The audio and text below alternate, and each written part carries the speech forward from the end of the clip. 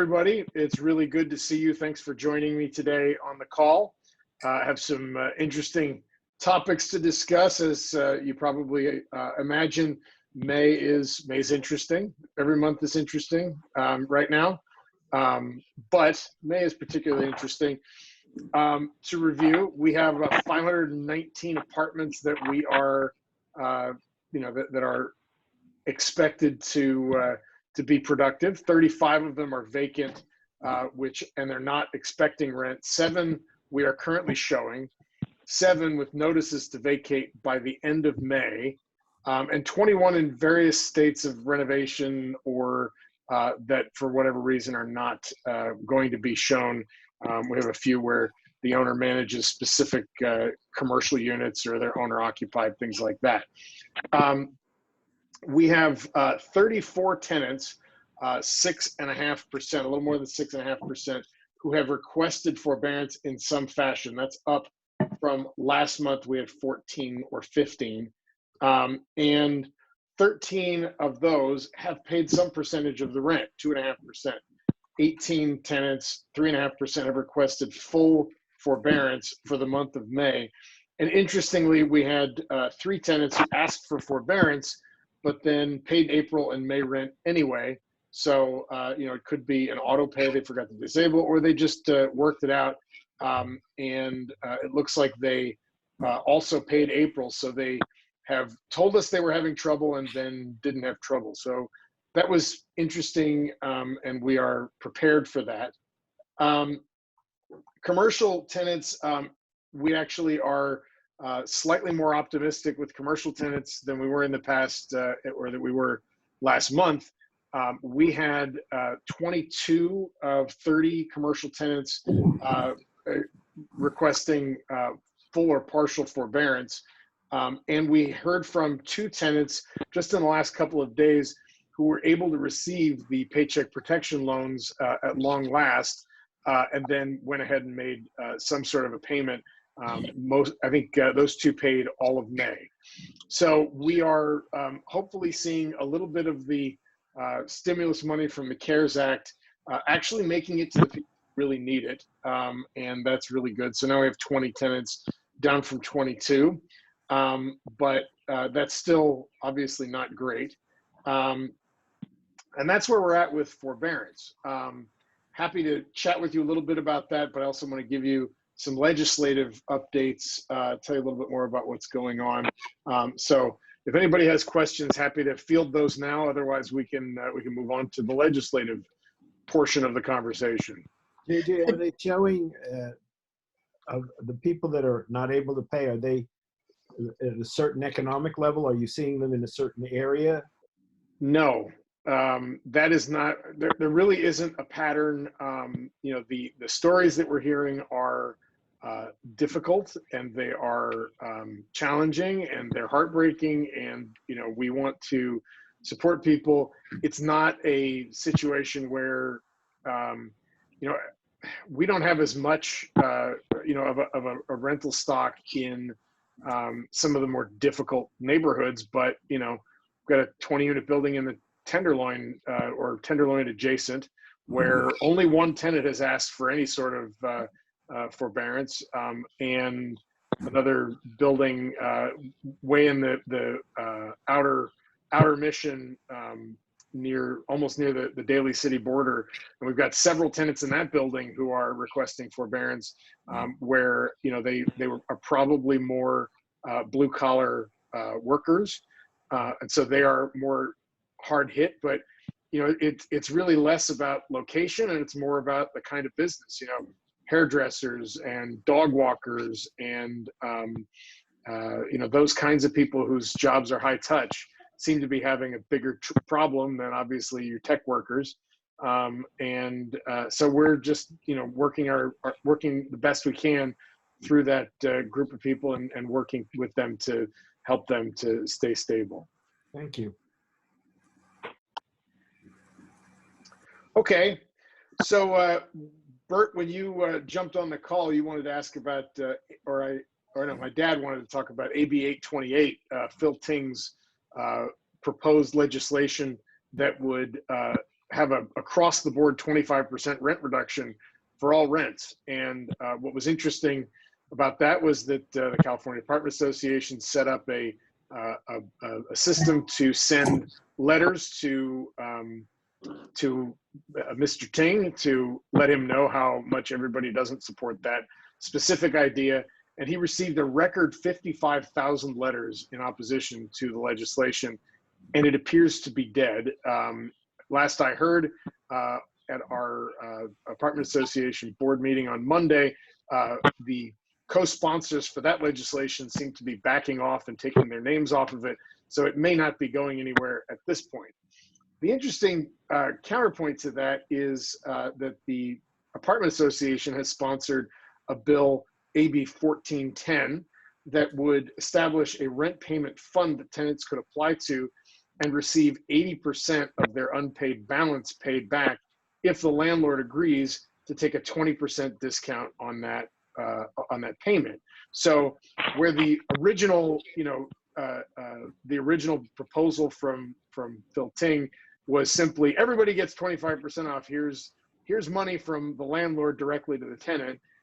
This is a more direct solution, where it has to do with people actually applying for government money that is going to be given. And some people's perspective on this might be, well, why would I want to take a 20% hit on my rent if it's just going to take time to get the money? And other people look at it and say, well, I'd rather get the 80% now than have to deal with a year or 18 months of trying to chase somebody. And frankly, if a tenant approaches you right now, or whenever, if there's something like this were to be put in place, if a tenant were to approach me and say, gee, I have a voucher for this, or I'm approved for it, or I want to apply for it, would you take the 20% hit, or however much the hit would be, because that's also subject to negotiation, and this is a first draft, but whatever it is, I mean, I can't imagine that our industry would accept 50 cents on the dollar or less.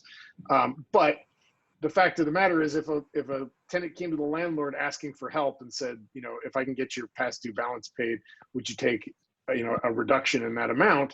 And the landlord said no, I can't imagine then housing court would look very fairly upon a non-payment eviction a year or 18 months from now against that tenant in a situation where the landlord clearly showed that they weren't willing to negotiate and to work together. So, it puts us in a situation where hopefully there's enough money. I mean, who knows how much 80% or 70% or even 60% has to be to cover all the rents.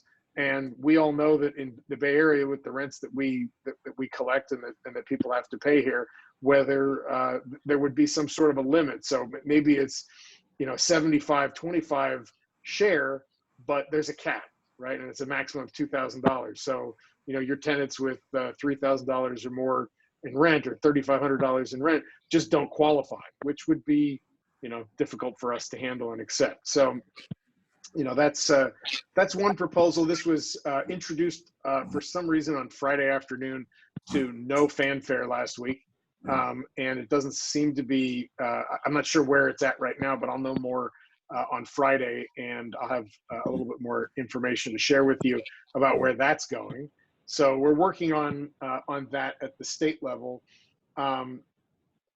There's a little bit more information. Does anybody want to chat about that before I move on to the next piece of legislation and give you a little more information about that? I'd be interested. Bert, I think you're muted. Bert,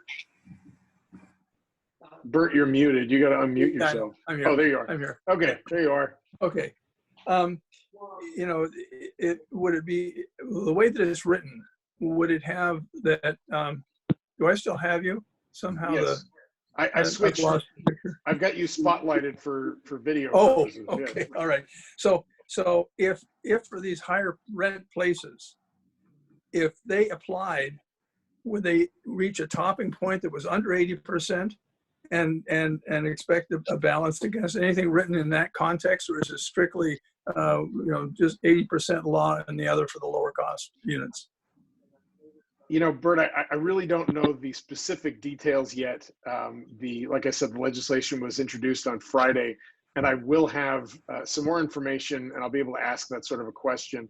But San Francisco and even Oakland tend to be the outliers, and our average rent is a lot higher here than it is elsewhere.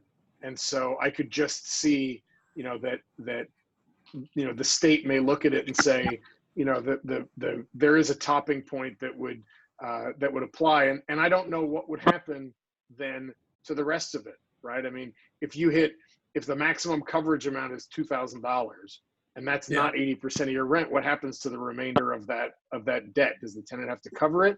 Does the landlord have to eat it? Do we negotiate over it? Is there, well, that's what I was saying. If the tenant was, right. if the tenant was able to make up the difference, then on it, then that would be, then that might be a reasonable opportunity for it. But now you're giving nothing to the people with the highest rent. That's right. For the state standpoint. So I would hope there'd be at least some level of equity that could work from there. Well, we will continue to monitor that and give feedback to the apartment association, the California Apartment Association. I think that, well, Josh told me about the KQED forum earlier this week with Tom Bannon, the CEO, the director of the California Apartment Association and the housing activist, and it was very interesting because Bert, your point about how so many landlords in California are small mom and pops, just like you and basically everybody else on this call, and we don't want to take the money out of their pockets and make it so that you can't feed your families or pay for your income and food and medicine. And then at the same time, the housing activist was talking about, well, we'll target it toward the big, REITs and the huge developers and the big profit seeking, blood sucking real estate interests. And the fact of the matter is, and Michael Krasny pointed this out, a lot of the people who invested in those sorts of buildings are pension funds. And so we're going to be taking it away from our teachers and our firefighters and our first responders whose retirement depends on the 5% return on investment they get out of real estate. So, I think that there's a lot of information that still needs to be shared and worked out. And we have a lot of work to do.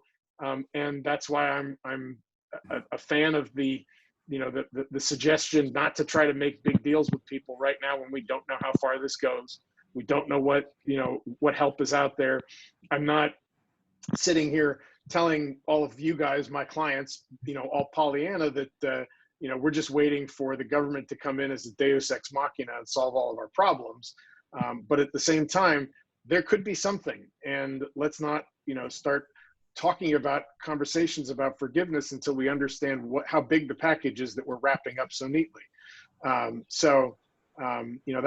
where we're going. Let's support everybody and make our way through this process together, because nobody knows what's going on. It's all uncertain and it's all frightening.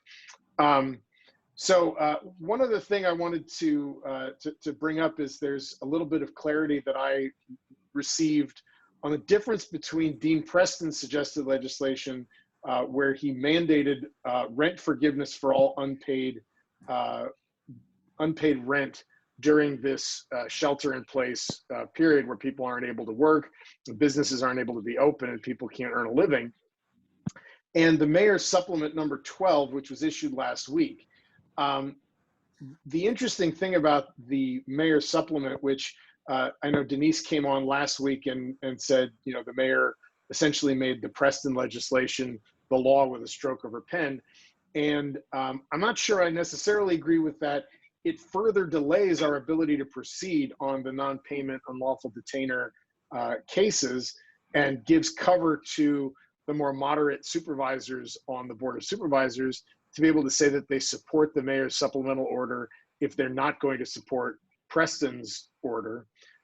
But it doesn't automatically give or take away a landlord's right to either proceed on an unlawful detainer, to try to remove a tenant who has an unpaid balance and refuses to pay, or to secure the tenant's agreement to pay a past due balance with a unlawful detainer lawsuit, as we have discussed and as we talked about early on in this process, 4-6 weeks ago with Denise Ledbetter. So it's interesting how that politically, what that really is. The mayor's trying to put an end around to make it to give the rest of the Board of Supervisors somewhere to hide when they say they're not going to support Preston's legislation because it's too extreme, and it would cause a lot of tenants to be, I think, tricked into not saving for this in the future, and then end up being victimized by the fact that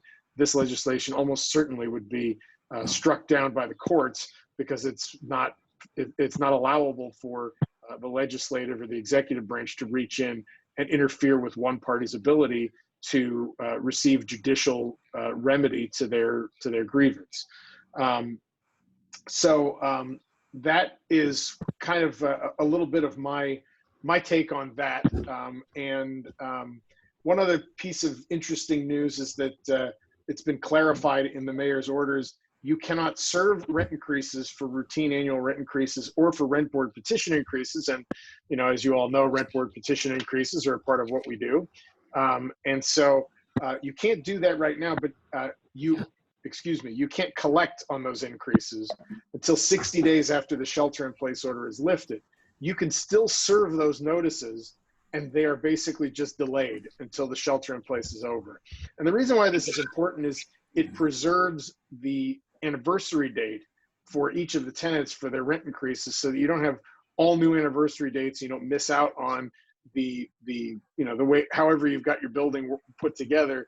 You don't have to change the entire makeup of the anniversaries and the amount that you can collect under the rent increase guidelines. Now, obviously, as we get closer to next year, I would imagine that inflation, who knows what inflation will be like 6, 8, 9 months from now. It could be zero. It could be, it could be higher with all the money going into the economy from the government, but I get the feeling that that's nowhere near the loss that we've had. And it won't do very much to paper over all of the difficulty. So I don't see inflation being a big thing. So I'm not sure that rent increases are going to be much to talk about in San Francisco under rent control. But we also have to work together, and I'm going to have a little bit more information about the status of this campaign on Friday as well. But we also have to worry about Prop 10 2.0 coming on the state ballot that would add eviction protection, basically vacancy control for all apartments across California, so that you can't increase your rent. I think it's beyond 15% from one tenant to the next in any 5-year period. So it's a very restrictive, and this is a rehash of Prop 10 that we beat back in November of 2018. The housing industry spent something like $75 million to make sure that this legislation, statewide rent control, was defeated. And then David Chu went ahead with AB 1482 and basically made a light version of that legislation the law of the land at the end of last year. And now the sponsors of this bill are back again. They've obtained their signatures. It looks like it'll appear on the ballot. And we'll be looking at a proposal to cap your rent increases on vacant units between tenants.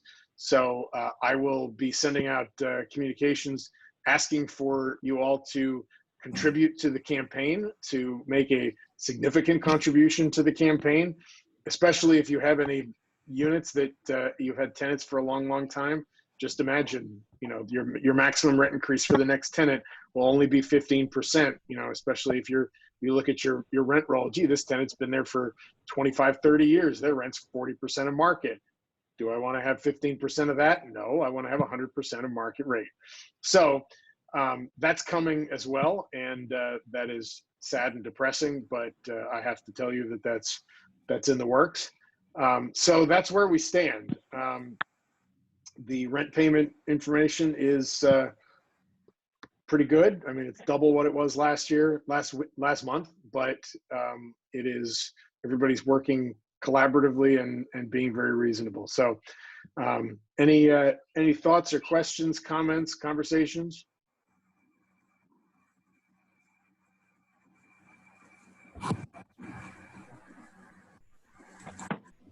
Okay.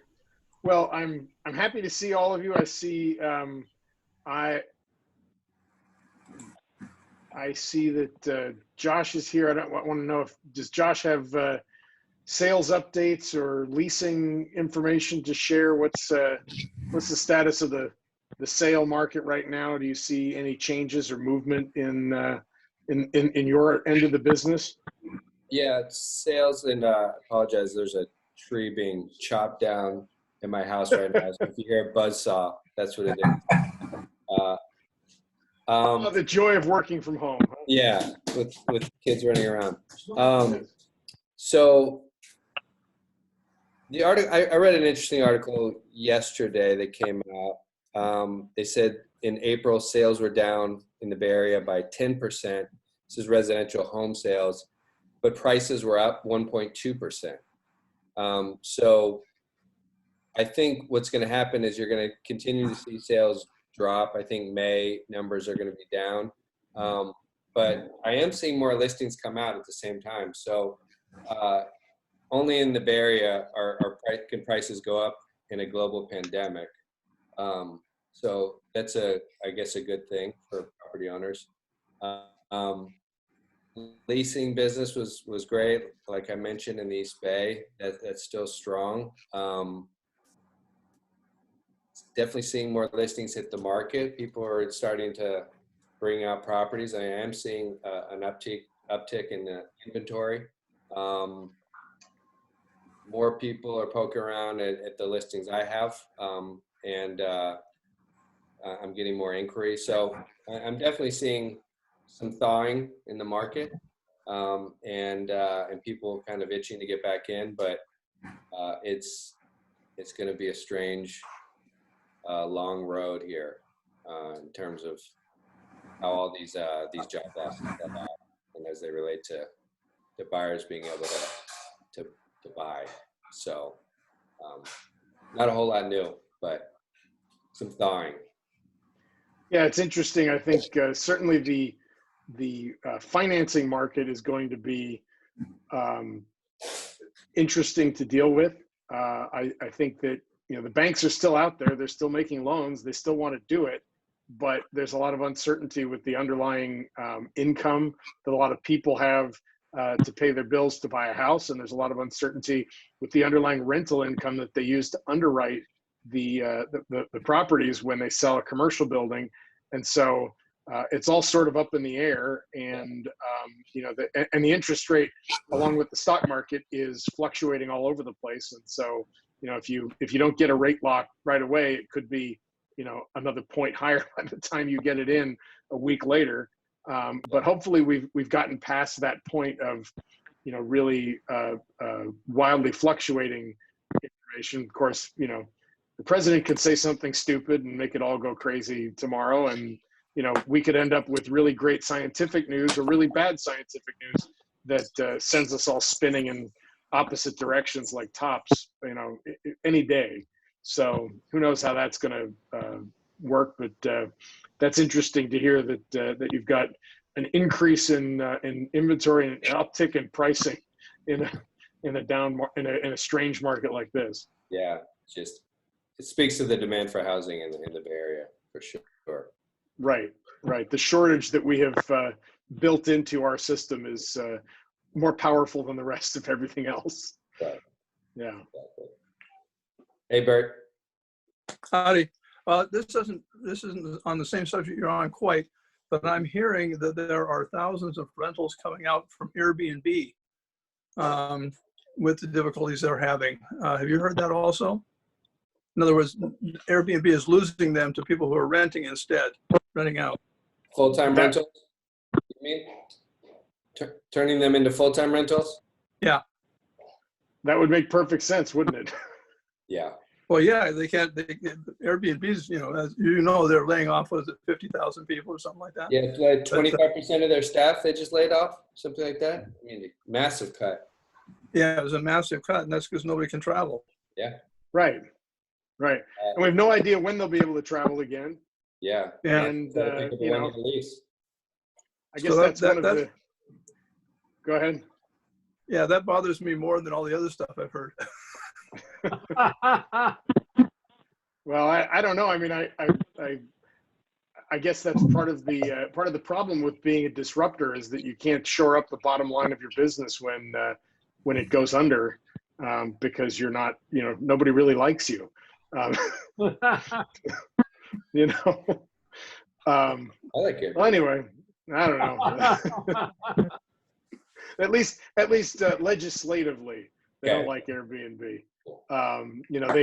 They came in and decided they wanted to break everything. Right. And people in our business and people in the politics business decided they didn't like that. Right. And so there's no protection for that. They broke both house. That's what they did. San Francisco's got air. What was that? I think that it may not be as bad here. We didn't hear Right. you. Oh, I'm sorry. There was a phone call that came in that I turned off. I said San Francisco is locked down very tightly on Airbnb. Right. Because they didn't want to lose their rental stock. So we may not be affected as other Bay Area communities. I think that was unique to San Francisco. Right. Absolutely. All the beach communities up and down the coast are getting clouded. Yep. Oh yeah, and then Uber also cut 3,700 full-time jobs today, 14% of their workforce.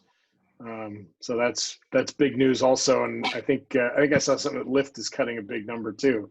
Yeah. Yeah. Luckily, that's probably a lot of people all over the world. So I don't know what percentage they're doing it here in the home office. Right. But I'm 2 blocks away from Uber. So. Right. And those tenants would be, if their jobs were secure, they would be good tenants to have in the building. Unfortunately. Yeah. Did your construction projects back up? They seem to be back up and running. I've got one with a contractor who's a little slow to respond to emails and texts, but the other one is that contractor was more aggressive with their reading of the law, and they never stopped because it was a mandatory seismic retrofit. So they're just making progress, and they're supposed to be done at the end of the month. So that's good news. Yeah, on the East Bay Oakland project, we were able to get an inspection done Monday morning at 9 a.m. They turned. Well, that's good. They all went back to work and came out, and so they're performing, and the city of Oakland is back cranking, and I'm assuming San Francisco inspections are probably relatively easy to get right now, or is that never the case? No, it's actually better. My contractor on the other project, the voluntary seismic, said that they were able to get an inspection right away, and they're making progress. So I'm sure that by this point in the week, the number of inspection requests has reached a crescendo, or it's getting there, and they're going to be overwhelmed. But they opened the door, and it seemed to be moving in the right direction. But on one of my projects, one that's on Valencia Street, my owner is paying something like $3,000 a month for 2 street space permits for the construction crew to be able to park their trucks. And there was a long period of time there where they couldn't get any work done. And so we're talking to the department about, hey, can you give us a break on the next permit, or give us a refund for the part that we couldn't use? Because now I was out walking in the neighborhood today, and San Francisco parking meters have, at least in Noe Valley on 24th Street, had 0 time limit and 50 cents an hour.